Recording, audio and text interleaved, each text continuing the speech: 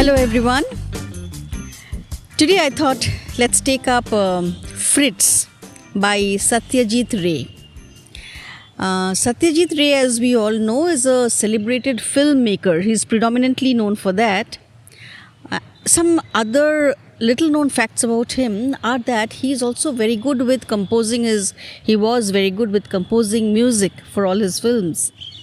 He is also a person who's pretty good as an artist, and he in fact story goes that when he would make his films, he would draw every frame which was to be picturized to the ultimate detailing.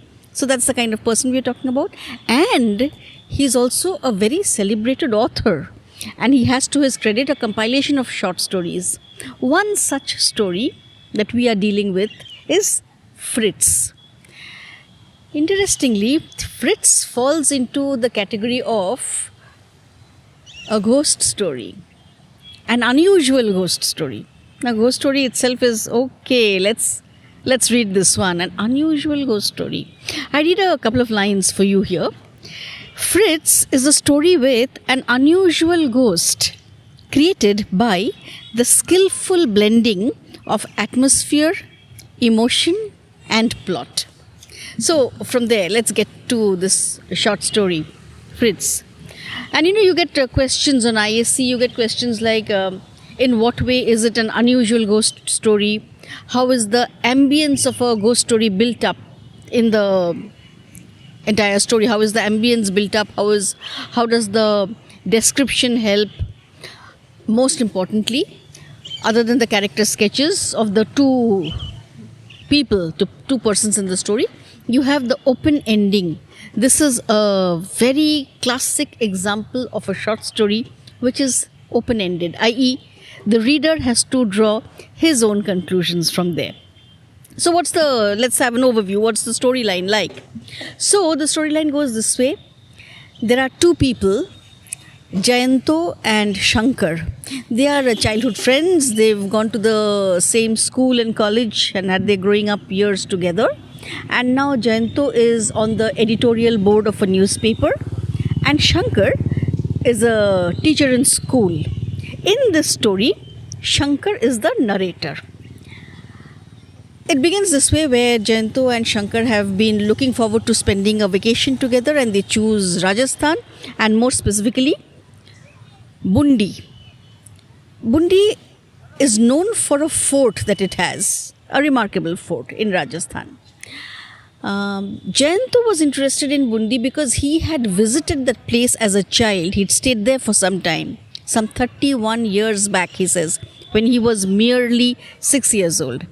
And Shankar was interested because he'd read Rabindranath Tagore's poem, The Fort of Bundi. So both of them go to Bundi. Now from here, not only does the story build up, we also go into the area of subheadings and clear-cut areas where questions are positioned. So one such area of detail would be description of the town, the fort, the circuit house in which they stay, and it is the same circuit house where Jayanto had stayed on his earlier visit. So they stay there, and once they've reached Bundi, the circuit house, Jayanto's memory starts coming back about the place, the things he saw, his childhood memories, in fits and starts, in small splashes. And then sometime later, the very description of the circuit house indicates how a lot of things haven't changed. The description of the furniture, the high-ceilinged place, everything reminds him of little instances of his childhood. Then he later remembers and says the Deodar tree. So apparently there was something significant, and this Deodar tree was within the compound of the circuit house. And when they go there and they find the tree there, of course, the tree wouldn't have moved. And Jayanto then brings to recall Fritz. Fritz was a doll which had been gifted to him by his uncle. And it was a European doll, Swiss to be exact. And the doll was that of an old man, and it was done up in absolute detail. Like the clothes, the expression, and then the clothes too, the minutest detail, like the buckle, the socks, the belt, the tunic, everything of a Swiss person. More interestingly, there was something very lifelike about the doll. As Jayanto recalls, the doll almost seemed to be lifelike. He often felt in his childhood that if he could speak in the same language, perhaps the doll would reply. It was that lifelike.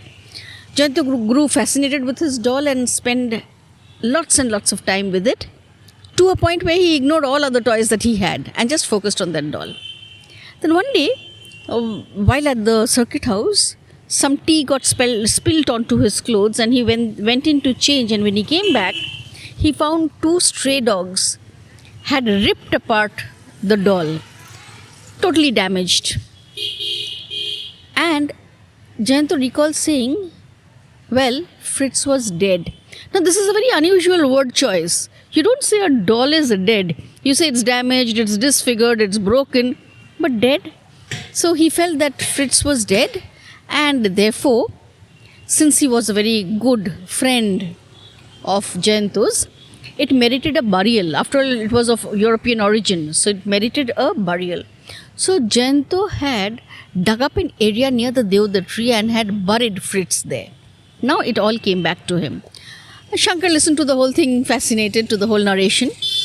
That night, after dinner, when they were sleeping, Jayanto was very restless. He kept waking up in between, and at one point, he woke up Shankar saying, is there something in the room? Is there some small animal in the room, like a cat, maybe even mice? So they searched everywhere and there was nothing. And Jayanto said, something walked over my chest, and that's what woke me up. So Shankar naturally dismissed it as, it's just in your imagination, nothing could have, stuff like that. And then they went off to sleep, but Jayanto was still very, very, very restless. He couldn't really drop off to sleep again. And the next day he was further restless. They went out sightseeing. Jayanto's mind was clearly not there. He was very distracted, seeming uneasy. And then finally, when Shankar prodded him as to what was bothering him, Jayanto mentioned, whatever it was that walked over my chest last night, it had 2 feet. If it's a cat, if it's a mouse, it can't be. And they noticed that there was some small marks on the quilt. Some small marks which indicated that it wasn't in his imagination. Something had been there. And then Jayanto also narrated that he had felt some sounds at the window, things like that. From here, Jayanto became more and more restless, to a point where Shankar was very upset seeing his friend in that state and decided to find a resolution to the whole situation. The resolution was, they called for a gardener and Shankar decided to dig up the area near the Deodar tree. So he felt that once they would find traces of the doll which had been buried long back, somewhere Jayanto's mind would settle down. He would come to terms with, okay, it was a doll and whatever is happening is something else. I'm just over-imagining things, overthinking. So they went around to digging up the place. And at one point they finished digging the area which Jayanto had indicated. And at this juncture we come to the end of the story, and I want to read the last few lines of the story right from the book.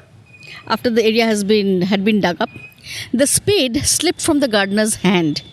I too gaped at the ground.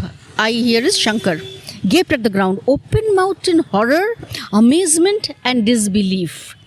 There lay at our feet, covered in dust, lying flat on its back, a 12-inch long, pure white, perfect little human skeleton. And the story ends there.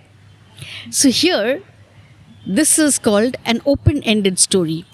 It is at this juncture that we pause. We pause and we ask ourselves, so what was that actually? Fritz was a toy? Fritz was human? That skeleton? How could a doll turn into a human skeleton? And if something had happened, what was it or who was it who had walked over Jayanto's chest? The story simply ends here, leaving for us to draw our own conclusions. So much about the story. Now comes ISC. Now a whole host of questions. So when we talk about the ISC, the usual questions are, the easier ones will be description of the circuit house, description of the fort, of the city, a little bit of the narrative. The narrative is straight and simple. What all did Jayanto remember?